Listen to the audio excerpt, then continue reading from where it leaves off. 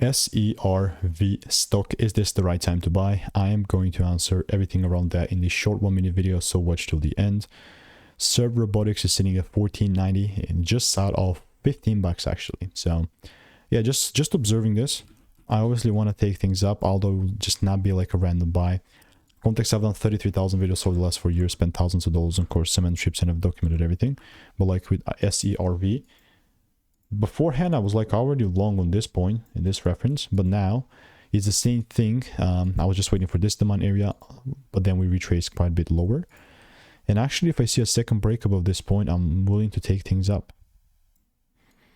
You know, so really depends like what we break first yet again. If it breaks beneath 1341, that I'm not gonna long. So